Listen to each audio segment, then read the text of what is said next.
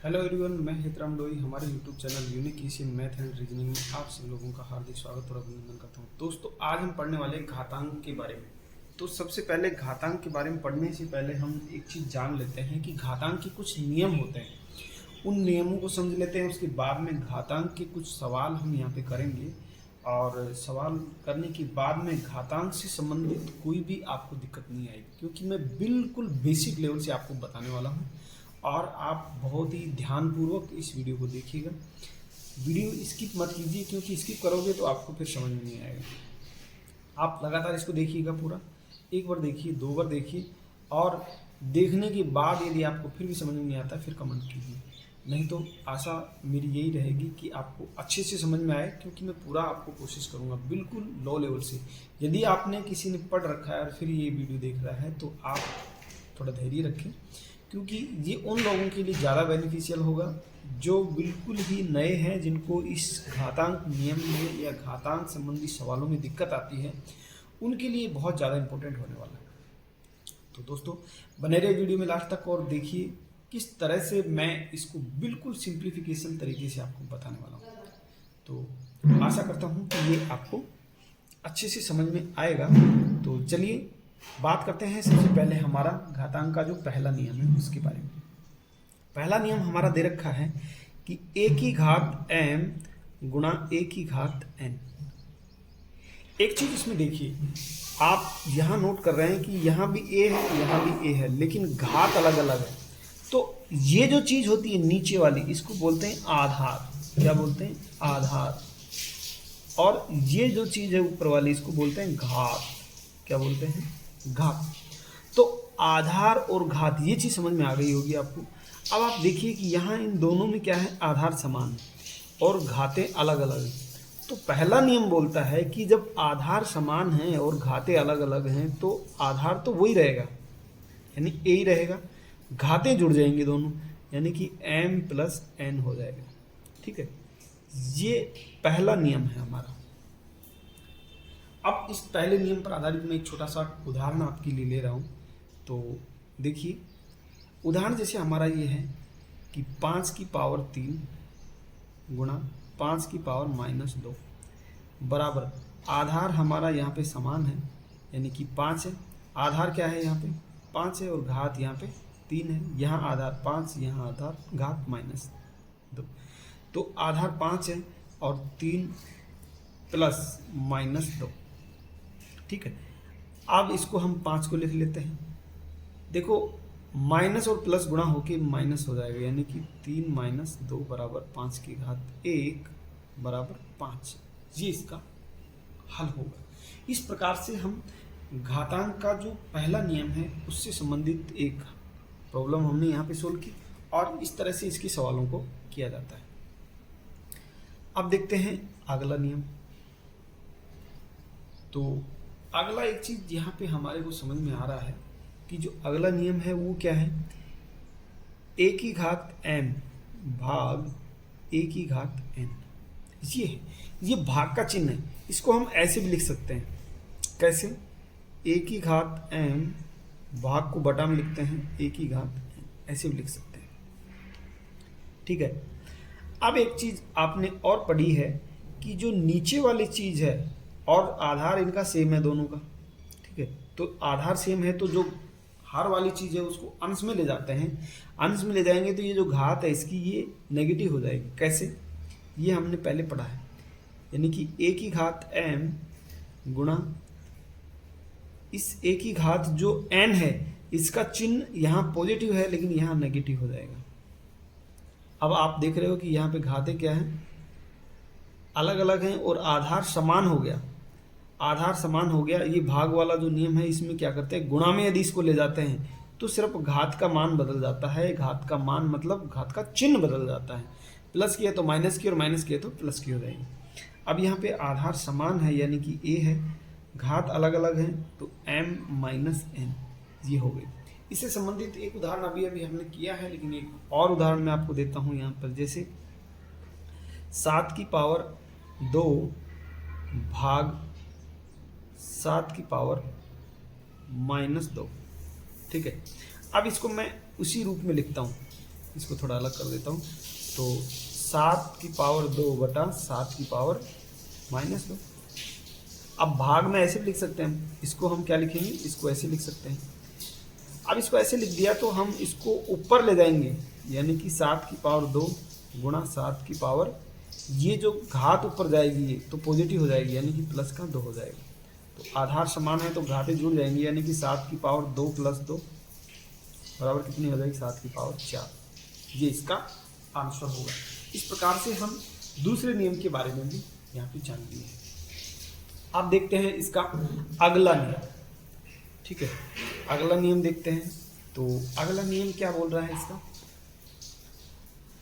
अगला जो नियम है वो ये बोल रहा है कि a की घात m और उसकी घात n, यानी किसी संख्या की कोई घात है और उस पूरे की घात होल घात में है, तो जो घातें हैं वो आपस में क्या होती हैं, जुड़ जाती हैं, सॉरी गुणा हो जाती है, जुड़ेंगे नहीं, गुणा हो जाती है। यानी कि आधार तो ये है 2 है, इसमें सॉरी a है, घात m है और ये n है। तो जब आधार a की है और घातें जो होल पावर में आ गई, यानी कि a की घात m और उसका होल की पावर n, तो m और n गुणा हो जाती है, m गुणा n। ठीक है, इसको हम ऐसे भी लिख सकते हैं, a की घात mn, ऐसे भी लिखा जा सकता है। ठीक है, इस पर आधारित एक सवाल ले लेते हैं, जैसे 2 की पावर 3 और इसकी पावर 5। ये हमारा एक छोटा सा एग्जाम्पल।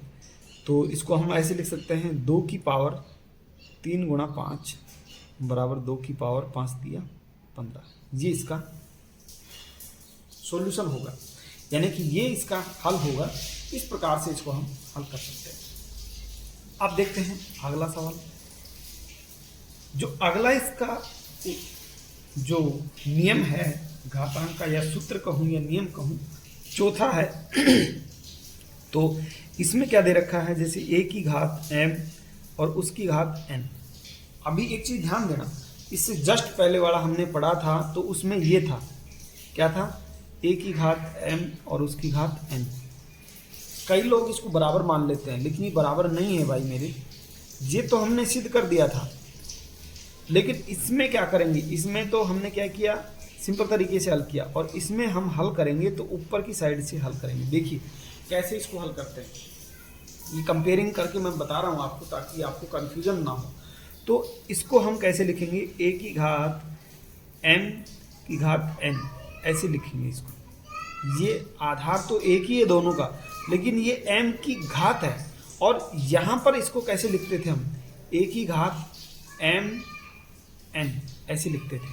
ठीक है, तो ये दोनों बराबर नहीं है, ये चीज ध्यान रखो। अब इसका एक उदाहरण ले लेता हूँ। उदाहरण देखिए, छोटा सा उदाहरण लेते हैं।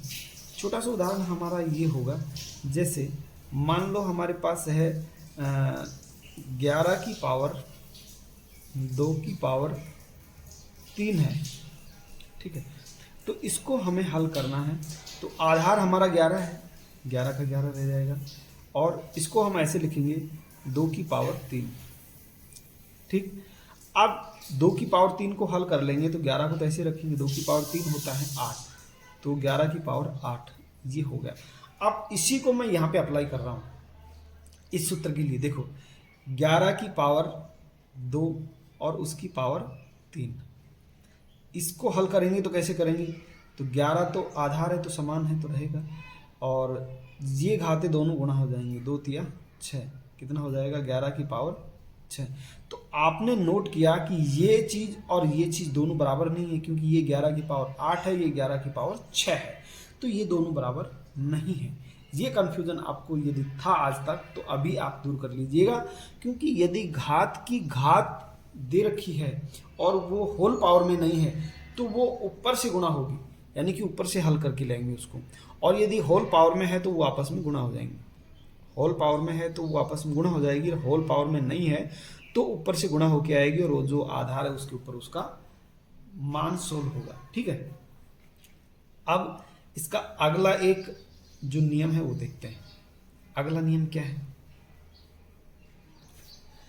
अगला नियम इसका ये है कि मान लो हमारे पास दे रखा है a की घात m और b की घात m, आधार दोनों अलग अलग हो गए अब की बार। लेकिन घात समान है। क्या है?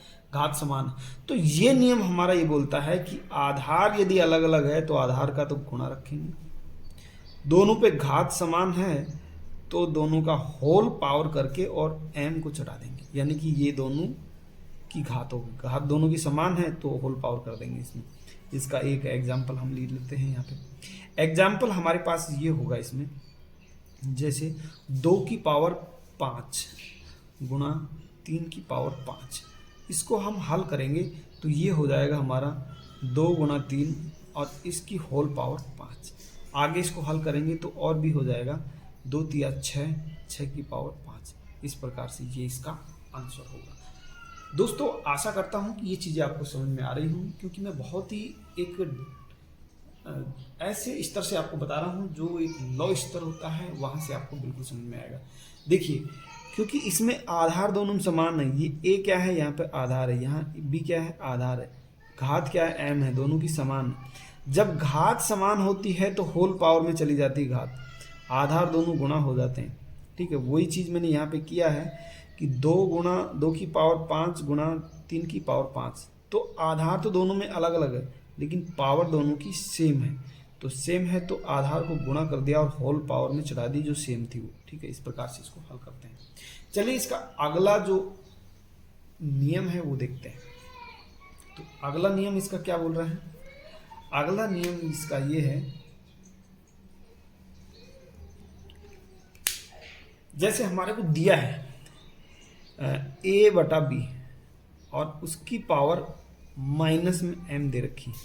ठीक है, अब इसको हमें हल करना है तो एक चीज ध्यान रखना, माइनस में यदि पावर है और उसको प्लस में बदलना है तो जो ब्रैकेट के अंदर जो आधार वाली चीज है घात का, ये पूरा आधार है इसमें, ये चीज ध्यान दो कि इसके अंदर ये पूरा a बटा b ये पूरा आधार है, ये पूरा का पूरा क्या है, आधार है, और इसकी पूरे की पावर m माइनस में ये है, तो ये पूरा आधार का काम कर रहा है। आधार को हम पलटी मार देंगे तो ये चीज़ क्या हो जाएगी, पॉजिटिव हो जाएगी, यानी कि इसको ऐसे लिख सकते हैं b बटा a की पावर m। ठीक है, अब ये कैसे है तो ये चीज़ मैं थोड़ा इसको डिटेल से समझा देता हूँ आपको। देखिए, समझ में नहीं आया होगा, आप सोच रहे हो कैसे आए, तो मैं इसको ऐसे लेता हूँ, अलग से समझा देता हूँ इसको डिटेल में। देखिए कैसे, अब इसको अलग अलग खोल लेता हूँ मैं, a की पावर माइनस है और ये b की पावर भी क्या है, माइनस है। ठीक है, ये है। अब इसको मैं ऐसे लिख लूँ, पावर को यदि हम नीचे वाले को ऊपर ले जाते हैं तो पॉजिटिव हो जाती है, नेगेटिव है तो पॉजिटिव, पॉजिटिव है तो नेगेटिव, तो ऊपर वाली नेगेटिव है तो उसको नीचे ले आएंगे। हम ऐसे नहीं कर सकते क्या, इसको b की पावर m और a की पावर m ऐसे कर सकते हैं ना भाई। पावर जो नेगेटिव है तो उसको ऊपर से नीचे लाएंगे तो पॉजिटिव हो जाएगी, और नीचे से ऊपर ले जाएंगे तो चिन्ह बदलेगा। ऊपर से नीचे या नीचे से ऊपर ले जाते हैं तो घात का चिन्ह बदलता है, तो यहाँ माइनस है तो प्लस नीचे आएगा, और माइनस नीचे है तो ऊपर प्लस हो जाएगा। तो इसको अपन ऐसे लिख सकते हैं b बटा a, और दोनों की पावर सेम है तो इसको ऐसे लिख सकते हैं। तो यही है हमारा चौथा नियम जो है इसका, पांचवा छठा नियम। और इसका एक लास्ट जो नियम है, चलो इस पर एक छोटा सा एग्जाम्पल ले लेते हैं। एग्जाम्पल हमारे पास ये है 2 बटा 3 और इसकी पावर माइनस m ही ले लेता हूँ, चलो कोई बात नहीं, m ही ले लिया। तो ये हो जाएगा, इसका यदि डायरेक्ट सॉल्यूशन करें तो 3 बटा 2 की पावर m, ये हो जाएगा। बाकी इसी तरीके से हम इसको हल करेंगे। तो ये इसका छोटा सा एग्जाम्पल हो गया। अब देखिए इसका एक जो लास्ट नियम है, बहुत ही धांसू नियम है वो, और हर बार एग्जाम में इससे रिलेटेड कुछ ना कुछ पूछा जाता है। अब वो कौन सा नियम है? जैसे मान लो हमारे को दिया है कि a की घात 0, इसका मान हमेशा होता है। देखो दोस्तों, एक चीज बता देता हूं मैं आपको कि a क्या है, आधार है, यहाँ पे क्या है, आधार, ये क्या है, घात, ये आधार है, ये घात है। तो जब a की पावर 0 चढ़ाएंगे तो उसका मान क्या आ रहा है, 1 आ रहा है। ठीक है, a कुछ भी हो सकता है, जैसे 2 की पावर 0 1, 3 की पावर 0 1, 100 की पावर 0 1, और 1000 की पावर 0 1, यानी कि कोई भी संख्या है, एक कोई भी नंबर है, ठीक है, एक कोई भी पूर्ण संख्या है या परिमेय संख्या है, एक कोई भी रियल नंबर है और उसकी घात यदि 0 चढ़ा देते हैं तो क्या होगा, ये 1 बना देगा उसको। पूर्ण संख्या हो सकती है, पूर्णांक संख्या हो सकती है, प्राकृत संख्या हो सकती है, परिमेय संख्या हो सकती है। परिमेय संख्या जैसे 1/2 है, इसकी पावर 0 तो बराबर 0, सॉरी 1, ठीक, इसका मान भी 1 आ जाएगा। तो परिमेय संख्या है, उसका मान भी 1 आ जाता है। यहाँ पे ये चीज़ आपने नोट किया होगा। तो आशा करता हूँ कि ये जो घातांक के जो नियम थे ये मैंने बताए आपको और समझ में आए होंगे। यदि ये वीडियो आपको अच्छा लगा है तो वीडियो को लाइक कीजिए, अपने दोस्तों में इसको ज़्यादा से ज़्यादा शेयर कीजिए और चैनल पे यदि नए हैं तो चैनल को सब्सक्राइब कीजिए। तो मिलते हैं नेक्स्ट वीडियो में, तब तक के लिए bye bye, have a nice day.